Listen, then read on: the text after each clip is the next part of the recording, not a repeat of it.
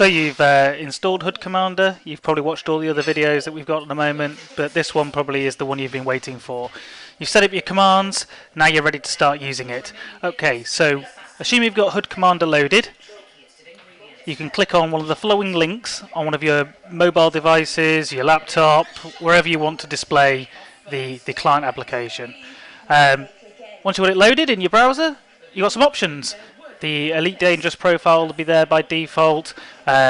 These ones we set up in previous tutorials. But if you click Add Profile, that will get you a lovely blank profile. So what I'll do is talk you through this screen. Basically, you've got to give it a name. So let's call this one Test Profile. These numbers here define the size of the screen that you have on your device. So let's make this real small for the purposes of this tutorial. Click the tick, that will apply it, and the box gets smaller. So this is your working area. So set this to whatever size your mobile device has for its screen. Then you've got these buttons. These buttons add groups, save your profile, and this one lets you open another profile if you want to, and then finally execute the profile. So let's add a button. So we add a button, it looks like this. These buttons can be moved around wherever you like. Wherever you put them is where they'll be on your HUD, so which means you can make some really interesting displays, get it set up just as you want to. You might have them set around so that your fingers naturally lie near them. You might have them set in groups of similar activities. You might spread them around. You can do what you want. You might decide that you want to have a group of buttons, so let's add a group as well. A group is simply just a box that groups them together. There is no special thing from dragging and dropping from one group to another. If we wanted to have two groups side by side, then we just drag another group in, move it across, make it bigger, size it up to the same as the other, and then we can move this here and here.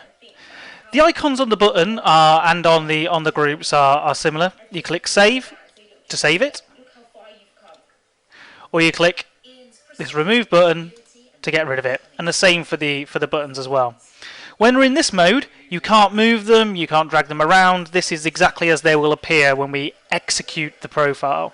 If you click on them again or touch it with your finger, go into edit mode, and you can change its title, choose a different command to go with it, do whatever you want to do. And it's as simple as that to set up your profile. When you've got it ready, so let's have a look at, let's set this one up to do something, set up the combat power configuration.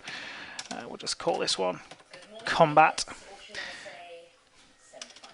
Combat even, there we are, everyone makes mistakes, there we are. Save, and save that, and execute it. And there it is, that is it running. If we click this link, then that will have executed the command. If we move to HUD Commander, we can have a look at the logs, and you can see there it is doing all its lovely stuff.